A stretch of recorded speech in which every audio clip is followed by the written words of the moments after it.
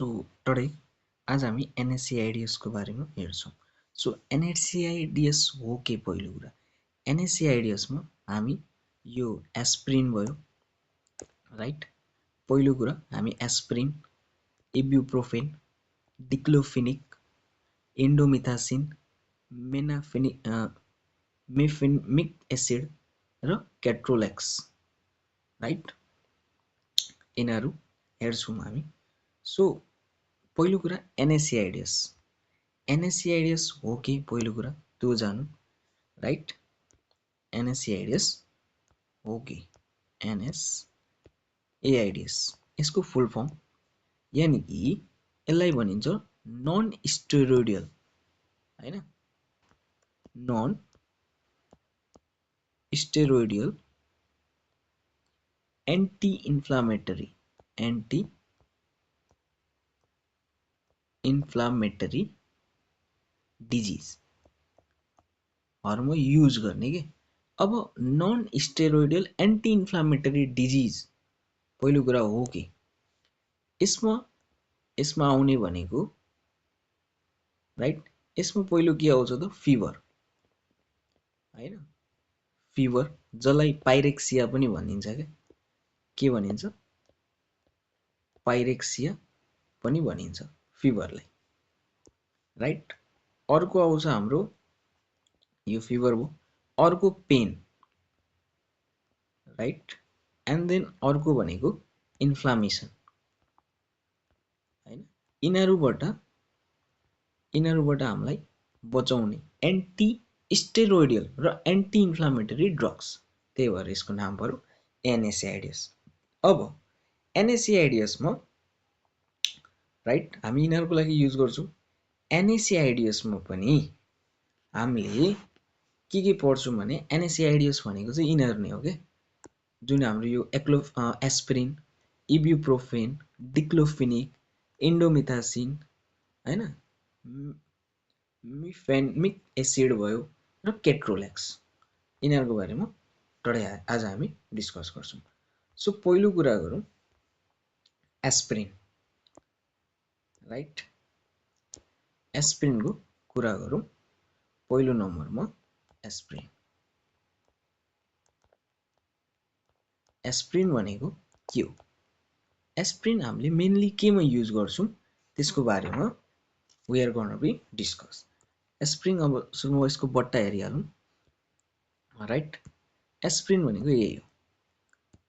अब एस्पिरिनमा हामीले के हेर्न सक्छौं भने यहाँ हेरौं, एस्पिरिनमा एसिटाइल साइक्लिक एसिड छ, यानी कि एसिटाइल साइक्लिक एसिड लाई हामी एस्पिरिन भन्छौं। अब यहाँ हेर्न पनि सक्छौं रिलिफ हेडेक, जोइन्ट र बडी पेनको लागि युज हुन्छ, फास्ट एन्ड इफेक्टिभ एस्पिरिन। अब यसको मेकानिजम अफ एक्सन हेर्ने हो भने कसरी काम गर्छ राइट।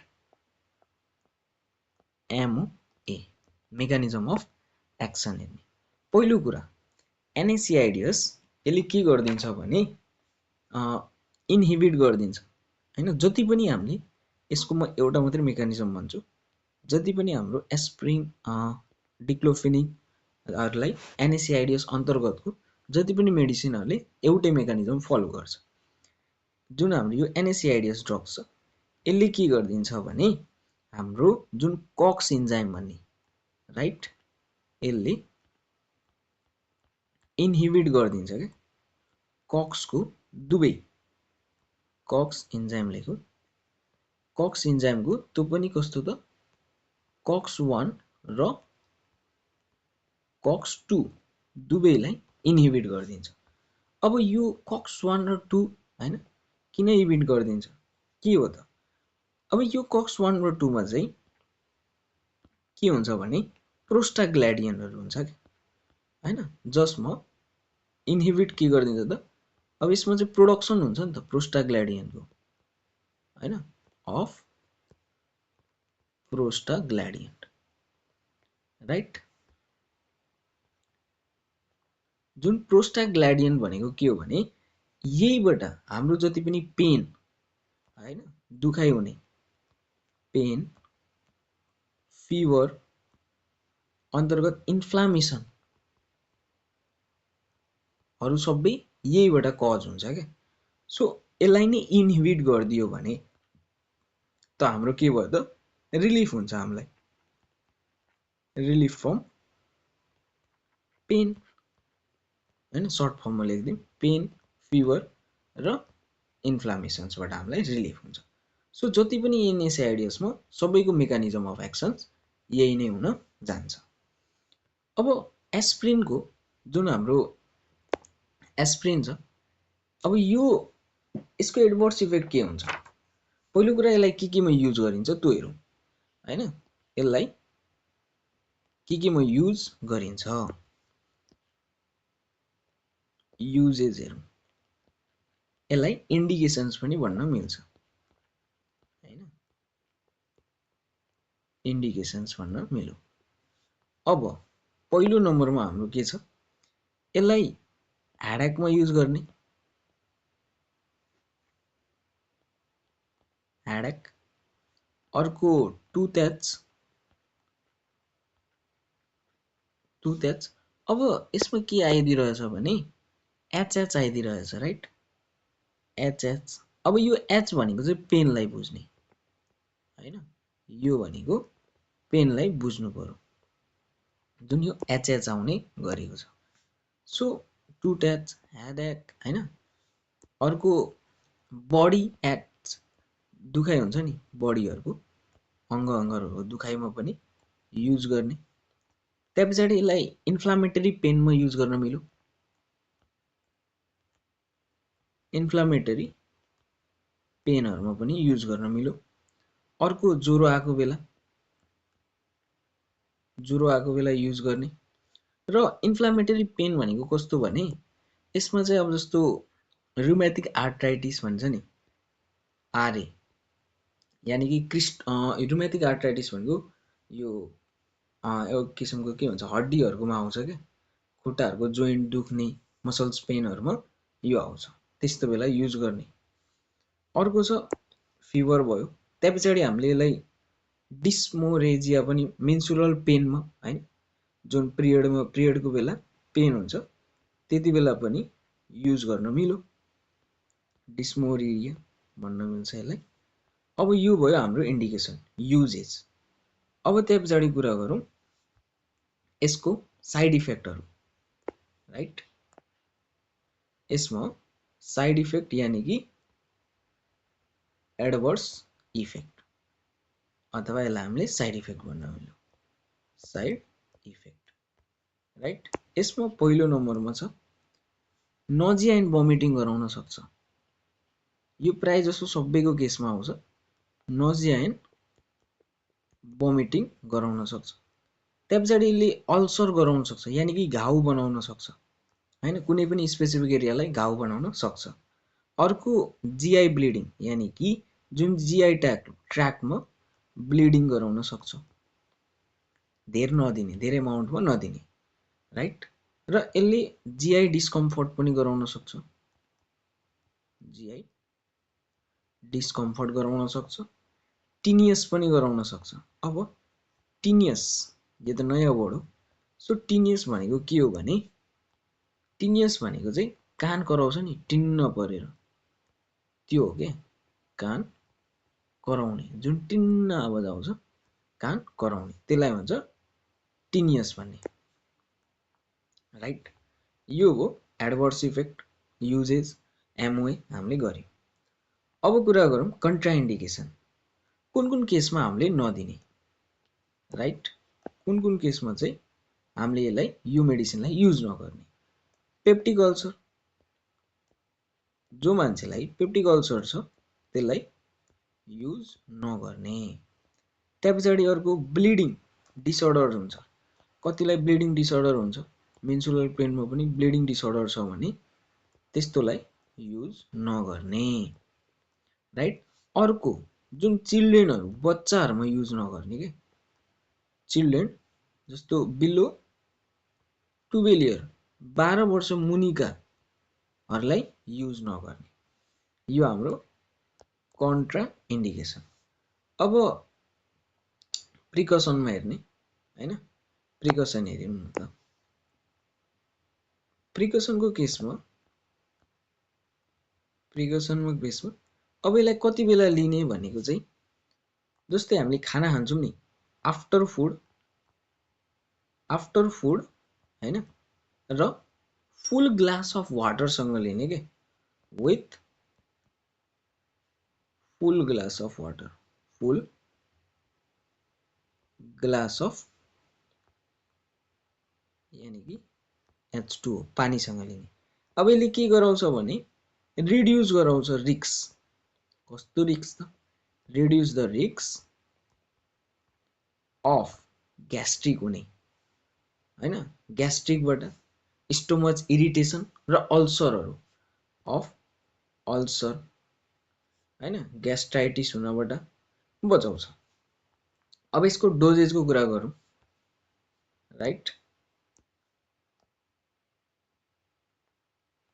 डोजेज कुरा गरौँ, डोज र डोज फर्म हैन एन्ड इट्स फर्मको कुरा गरौँ। डोजमा पहिलो कुरो यो अब ट्याब्लेटमै आउँछ, प्राय जस्तो ट्याब्लेट अथवा सपोस्टरिजहरुमा दिन्छ के, सपोस्टरिजहरुमा आउँछ ट्याब्लेट र सपोस्टरी। अब ट्याब्लेट भनेको एस्पिरिन 150 mg को पनि आउँछ हैन, 150 mg मार्केटमा 250 mg अर्को 300 mg अनेक थरीको mg मा आउँदैछ। तर मेनली हामीले जस्तो 300 mg युज गर्ने र त्यो पनि 300 mg टु 300 mg देखि 1 ग्राम अफ mg सम्म युज 1 ग्राम युज गर्ने पर ओरली दिने मुखबाट। कति टाइम त 3 टाइम TDS अथवा QID इफ निडेड छ भने 4 टाइम्स पनि दिन हो राइट। सो डोज र डोजेस फर्म यो हो। सो एस्पिरिन राइट, यो एस्पिरिनलाई हामी के गर्ने एकचोटि रिभाइज गरौँ। NSAIDs हो, यसले के गरिदिन्छ जुन COX-X इन्जाइम्सलाई छ COX 1 र 2 लाई इन्हिबिट गरिदिन्छ, प्रोडक्सन अफ प्रोस्टाग्ल्यान्डियनलाई इन्हिबिट गरिदिन्छ। जुन प्रोस्टाग्ल्यान्डियन भनेको के हो त पेन फिभर इन्फ्लामेसन्सहरु गराउने कज गराउने एउटा ग्ल्यान्ड हो। त्यसलाई इन्हिबिट रोकिदियो भने त त्यति बेला के हो त रिलिफ भयो, पेनहरुलाई रिलिफ भयो। अब यसलाई केमा युज गर्ने टुथ एच हैन, हेडेक, बडी एच, इन्फ्लामेटरी पेनहरु जस्तै रुमेटिक आर्थराइटिस ओस्टियो आर्थराइटिसहरुमा युज गर्ने, ज्वरो आएको बेला अथवा मिन्सुलर पेनहरुको बेला युज गर्ने। अब एडभर्स इफेक्ट के साइड इफेक्टहरु देखाउँछ, नजिया भोमिटिङ हुन सक्छ, घाउ बनाउन सक्छ अल्सर राइट। अब जीआई मा ब्लिडिङ, ग्यास्ट्रोइन्टेस्टाइनमा ब्लिडिङ हुन सक्छ र यसलाई खाना अपच हुन्छ नि जीआई डिस्कम्फर्ट पनि गराउन सक्छ। टिनियस भनेको कान टन्न कराउने।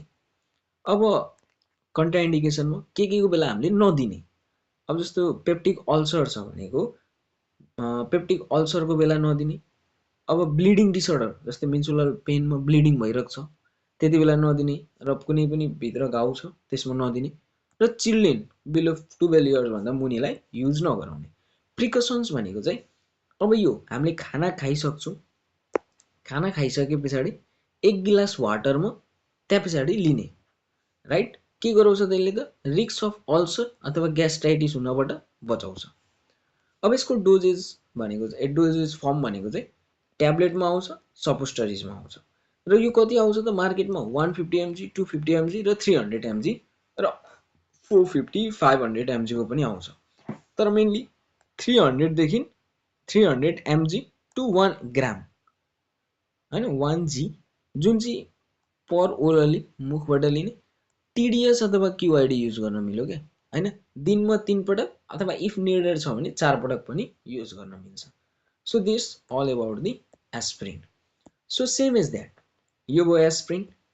अब यसलाई एस्पिरिनलाई हटाऊँ हैन, एस्पिरिनलाई हटाएर हामीले के गर्दिने भनेको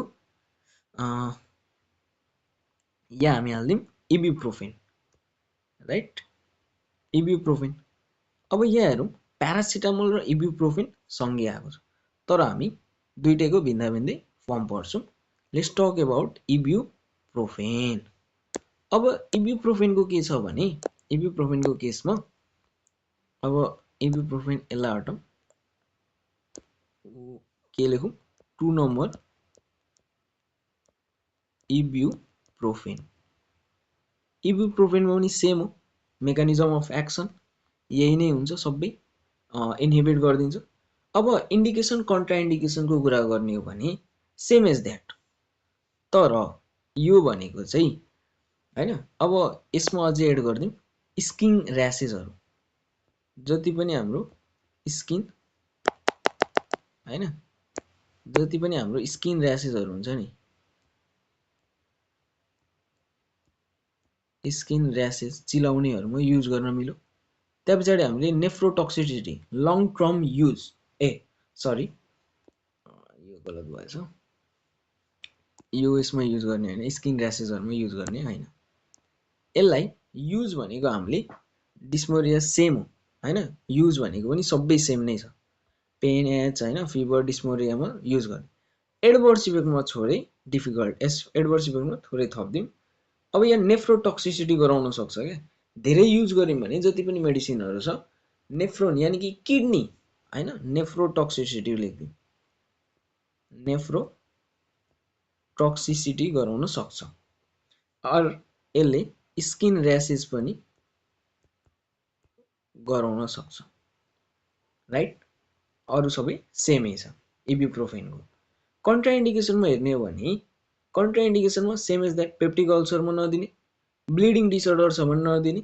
अर्को कुरा हाइपर सेन्सिटिभिटीको बेला पनि नदिने हैन। अर्को हार्ट अथवा किडनी डिजिज छ भने नदिने, र चिल्ड्रेन बिलो 12 इयरलाई त्यो दिँदै नदिने। अब यो सेम एज द्याट, खाना खाइसक्ने, खाना खाइसके पछाडि 1 ग्लास वाटरमा लिनु पर्यो, के गराउँछ त प्रिकसनहरू भनेको त्यही ग्यास्ट्रिक अल्सरहरूबाट बचाउँछ। र अर्को कुरा धेरै समयसम्म यसलाई युज नगर्ने, इब्युप्रोफेनलाई लङ टर्म युज नगर्ने, यानि कि एभोइड गर्नु पर्यो प्रोलङ युज, एभोइड के त प्रोलङ्ड युज। अब होइन भने यसले के बनाउँछ त, यसले के गराउन सक्छ त, किडनी फङ्सन्सलाई नै ड्यामेज गराइदिन सक्छ। र यसको डोजेज एन्ड डोजेज फर्मको कुरा गरौँ, यो पनि के हो त ट्याब्लेट इब्युप्रोफेनको कुरा गरौँ। सो इब्युप्रोफेन भनेको चाहिँ पहिलो कुरा यो केमा आउँछ त, ट्याब्लेटमा पनि आउँछ र सस्पेन्सनमा आउँछ, सस्पेन्सनमा आउँछ। अब यो चाहिँ 400 mg देखि 600 mg मा आउँछ। यसमा पनि same as that per orally लिने, अथवा यसलाई टिडिएस अथवा क्युआइडी लिन मिल्यो, टिडिएस अथवा क्युआइडी मिल्यो, right. Same as that Flexon, right, ibuprofen भयो। अब कुरा गरौँ, सेम यहाँ हेर्न सकिन्छ एनाल्जेसिक दुखाइमा, एन्टी इन्फ्लामेटरीको रूपमा युज गर्ने। अब कुरा गरौँ, यो भयो इब्युप्रोफेन, राइट, यो त भयो इब्युप्रोफेन। अब हामी के हेर्छौँ त, इन्डोमिथासिन हेरौँ। इन्डोमिथासिन कहाँ युज गर्ने त, पेस्ट गरिदिउँ, राइट। इन्डोमिथासिन अब यो ट्याब्लेट यस्तै हुन्छ, 25 mg मा आउँछ, ट्याब्लेटको फर्म यही हुन्छ, यसरी आउँछ के ट्याब्लेटको फर्म, राइट।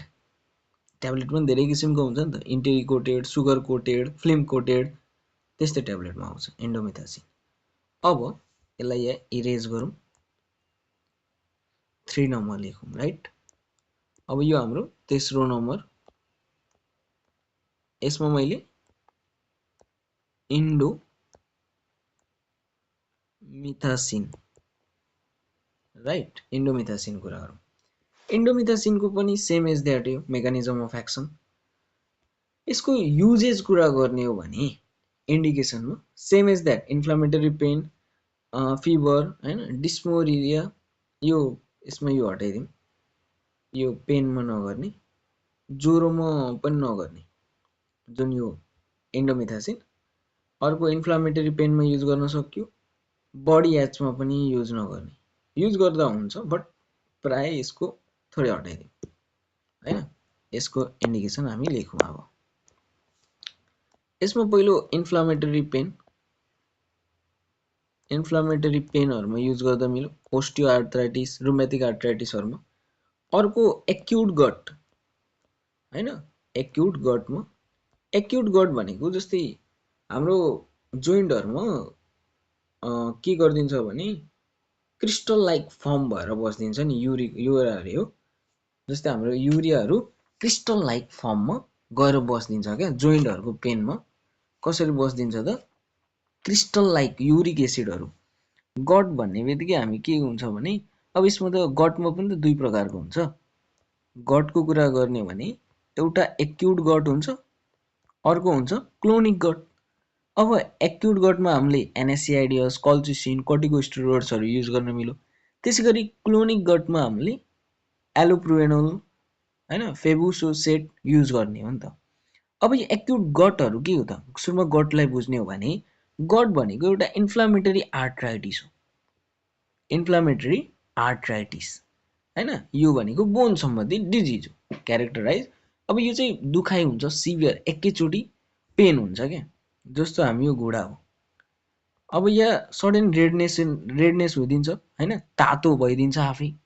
अब यो चाहिँ किन हुन्छ भने जुन हाम्रो युरिक एसिड हुन्छ ब्लडमा जान्छ, जो ब्लडमा गइसके पछाडि यो ब्लडमा जान्छ, ब्लडमा गइसके पछाडि जुन जोइन्ट हुन्छ त्यहाँ गएर सार्प निडल्सको रूपमा बस्दिन्छ क्या युरिक एसिडहरु। सो यसले गर्दा हामीलाई पेन हुने, सो त्यसलाई भनिन्छ हामी गट।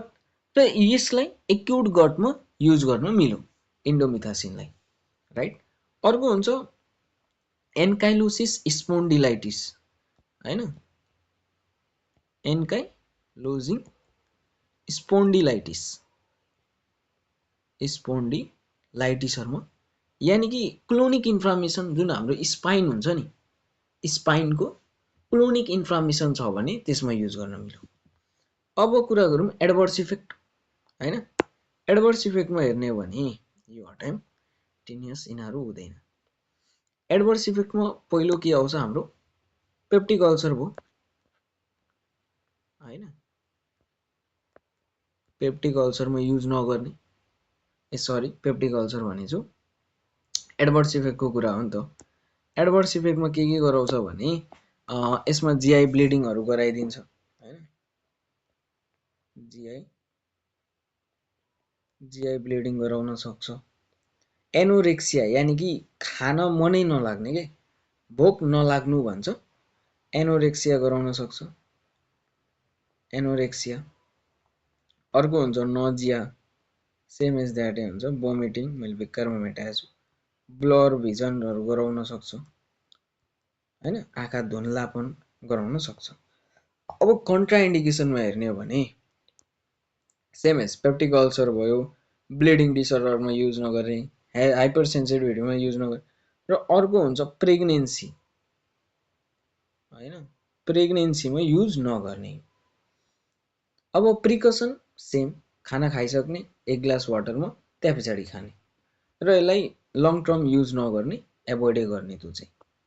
अब यसको ट्याब्लेटको कुरा गर्ने भने यो चाहिँ सस्पेन्सनमा आउँदैन, यो चाहिँ क्याप्सुलको फर्ममा आउँछ। यो चाहिँ कति हुन्छ त 25, अघि हामीले डब्बामा पनि हेर्यौं 25 mg को आउँछ, 25 देखि 50 mg को के आउँछ त 25 देखि 50 mg मा आउँछ, पर ओलरली नै लिने, राइट। ओडी दिनमा एक पटक अथवा 2 पटक लिने, बिडी। आफ्टर के त आफ्टर मिल, खाना खाइसके पछाडि। यो हाम्रो इन्डोमिथासिन, राइट। इन्डोमिथासिन अब हाम्रो सक्यो। अब यसकै ठाउँमा